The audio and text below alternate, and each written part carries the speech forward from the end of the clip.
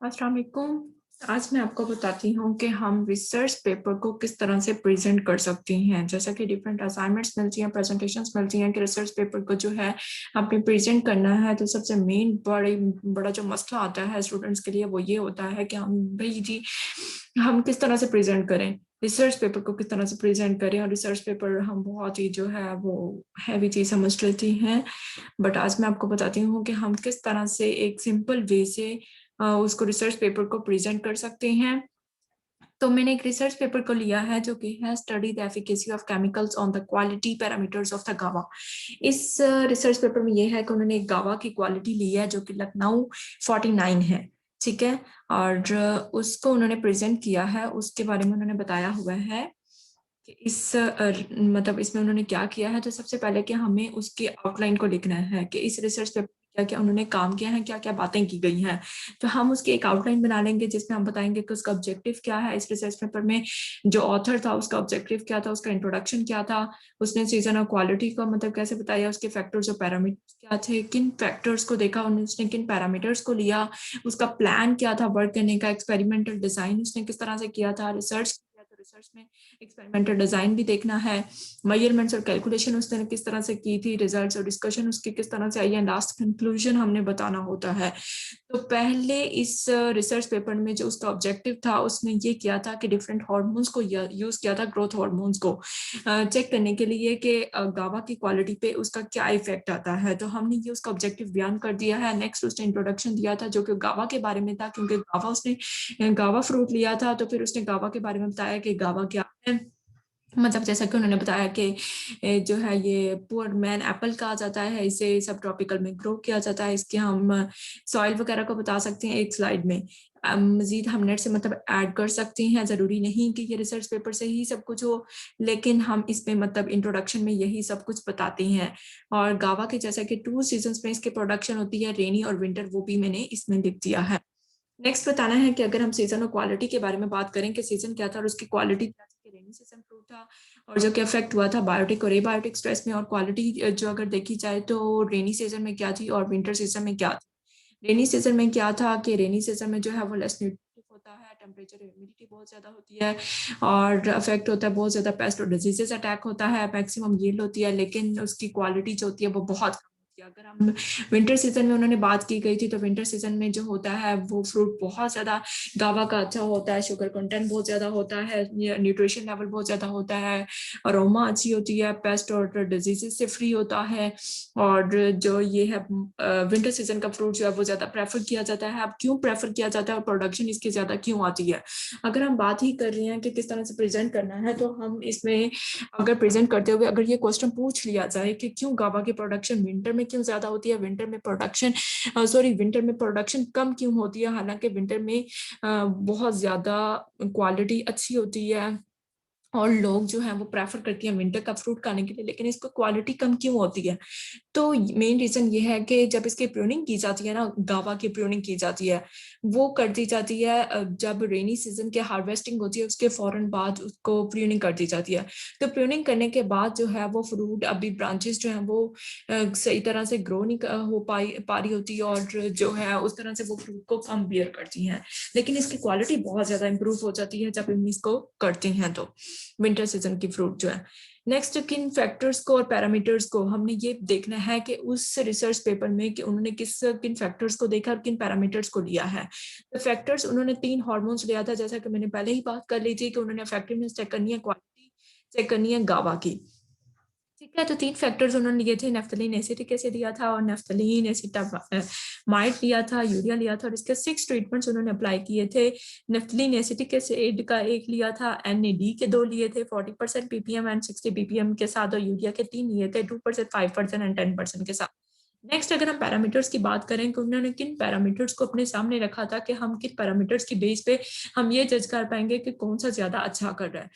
तो पैरामीटर्स उनके क्या थे कि एसिडिटी कंटेंट को उन्होंने चेक करना था, टाइट्रेबल एसिडिटी चेक करनी थी, डीब्लॉसमिंग ऑफ द फ्लावर चेक करना था, जूस कंटेंट चेक करना था, टोटल सॉल्युबल सॉलिड्स चेक करने थे, रिड्यूसिंग और नॉन रिड्यूसिंग शुगर चेक करना था, total sugar, sugar acid content, pectin और स्कॉर्बिक एसिड को चेक करना था।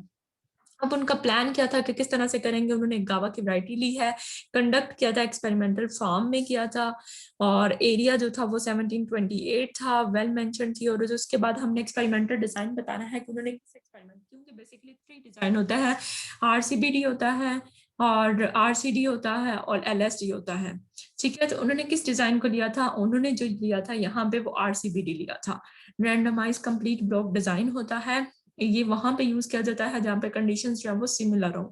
ठीक है, 6 ट्रीटमेंट लिए थे जो कि 2 प्लांट्स थे और 4 रेप्लिकेट लिए थे हर एक प्लांट के। 2 सीजन में मेनली किया गया था, और जो स्प्रे केमिकल्स को स्प्रे किया गया था 2 टाइम्स। एक किया गया था फर्स्ट वीक ऑफ अप्रैल में किया गया था फ्लावरिंग स्टेज पे, दूसरा आफ्टर डेज जो है वो सेकेंड, फर्स्ट करके आफ्टर 10 डेज के बाद सेकेंड किया गया था। नेक्स्ट हमने देखना है कि हम अगर हमने जो पैरामीटर्स दिए थे उनको हम किस तरह से मेजर कर सकते हैं। तो ये सारे फार्मूलाज उन्होंने बताए हुए हैं कि किस तरह से हम एसिडिटी को चेक कर सकते हैं, किस तरह से रिड्यूसिंग शुगर कंटेंट चेक कर सकते हैं, किस तरह से non reducing sugar content, total sugar check कर सकते हैं। नेक्स्ट उन्होंने ये सारे फॉर्मूलाज को बताने के बाद उन्होंने बताया हुआ है नेक्स्ट स्टैटिस्टिकल एनालिसिस की अगर बात करें तो उन्होंने कहा हुआ है कि डिफरेंट कंसंट्रेशंस को उन्होंने चेक किया था, नेफ्थलीन, एसिटिक एसिड को, NADH और यूरिया को, और सर्टिफाइड उन्हें डिफरेंस मिला था इन सब चीजों में। नेक्स्ट अगर हम बात करें, हमने बात कर ली कि फैक्टर्स क्या थे, पैरामीटर्स क्या थे, हर चीज के बारे में बात कर ली। नेक्स्ट आ जाता है कि रिजल्ट्स क्या थे और डिस्कशन क्या थी, हम किस तरह से रिजल्ट को बयान करें और किस तरह से डिस्कशन को करें। तो बेस्ट मेथड ये होता है कि अगर हम किसी चीज को देना चाहते हैं, अगर हम किसी बच्चे किसी को समझाना चाहते हैं, तो पहला लेवल होता है कि उसे जुबान से समझाएं, लेकिन उससे ज्यादा बेस्ट ये होता है कि आप उसे पिक्चर दिखाएं। पिक्चर से बेस्ट होता है कि पिक्चर के साथ आप उसे मतलब दिखा हुआ भी हो और वीडियो भी बोला जाए, वो सबसे बेस्ट होता है, क्योंकि उसमें बहुत सारे फैक्टर्स आ जाते हैं कि आप लिसन भी कर रहे हैं, हेयर भी कर रहे हैं, and so on. So results and discussion को हमने इस तरह से टेबल फॉर्म में प्रेजेंट कर सकते हैं, क्योंकि जो रिसर्च पेपर होता है उसमें इसी तरह से प्रेजेंट करना होता है। सो अगर हमने प्रेजेंट करना है उसे, तो हम इस तरह से प्रेजेंटेशन की फॉर्म में इसको उसी तरह से उसी फॉर्म में कर सकते हैं। तो उसी तरह से उन्होंने टाइट्रेबल एसिडिटी का एक साइड पे दिया हुआ है, दूसरा टोटल सॉल्युबल सॉलिड्स को मैंने उस तरह से मतलब कर दिया हुआ है। अगर देखा जाए तो T3 जो है, टाइट्रेबल एसिडिटी का सबसे ज्यादा जो फैक्टर आया था T2 में ट्रीटमेंट में आया था, और टोटल सॉल्युबल सॉलिड्स का T3 में आया था, जो कि 60 ppm NAD को अप्लाई किया था। रिड्यूसिंग और नॉन रिड्यूसिंग का भी T3 में आया था। आप इन वैल्यूज को चेक कर सकती हैं। सबसे मैक्सिमम जो है वो T3 में उन्होंने शो किया गया है। नेक्स्ट टोटल शुगर कंटेंट को चेक किया जाए या शुगर एसिड रेशियो को चेक किया जाए, तो उसमें भी T3 का सबसे ज्यादा आया हुआ है। और नेक्स्ट अगर पैक्टिन और एस्कॉर्बिक एसिड का चेक किया जाए तो वो भी T3 में मैक्सिमम इनके रिजल्ट्स हैं। जूस कंटेंट को चेक किया जाए तो वो भी T3 में मैक्सिमम रिजल्ट्स हैं। तो इससे हम ये कंक्लूजन निकाल सकते हैं कि इससे हमें ये मतलब उनका कंक्लूजन ये था कि जो T3 है, नेफ्थलीन एसिटामाइड 60 ppm बेस्ट है। अगर हम उसको वो ट्रीटमेंट अप्लाई करें तो जो प्रोडक्शन है, वो क्वालिटी है फ्रूट की, जो उन्होंने पैरामीटर्स लिए थे, जूस कंटेंट, एस्कॉर्बिक एसिड, ये सबसे ज्यादा जो है वो ट्रीटमेंट 3 अगर अप्लाई किया जाए तो सबसे ज्यादा आते हैं। तो इससे क्या कर सकते हैं कि हम हमारे पास जो है क्वालिटी तो इम्प्रूव थी, उसके साथ मजीद हम उसकी क्वालिटी को इम्प्रूव कर सकते हैं। रेनी सीजन की क्वालिटी को भी इम्प्रूव कर सकते हैं, विंटर सीजन की क्वालिटी को भी हम इम्प्रूव फर्दर कर सकते हैं। और अगर हम क्वालिटी को इम्प्रूव करें, इट्स मीन हमारी जो कंज्यूमर की प्रेफरेंस है वो और ज्यादा हो जाएगी।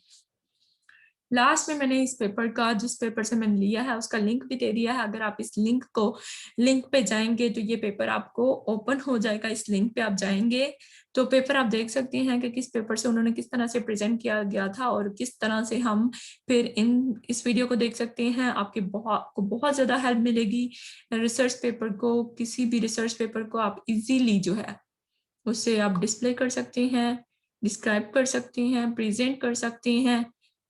तो thank you so much. Further आप मुझे कमेंट्स में बता सकते हैं कि आपको हॉर्टिकल्चर से रिलेटेड किस तरह की चीज़ चाहिए, किस चीज़ में हेल्प चाहिए। मैं इंशाल्लाह ज़रूर रिस्पॉन्स करूँगी और वीडियो अपलोड करूँगी आपके लिए। अल्लाह हाफिज़।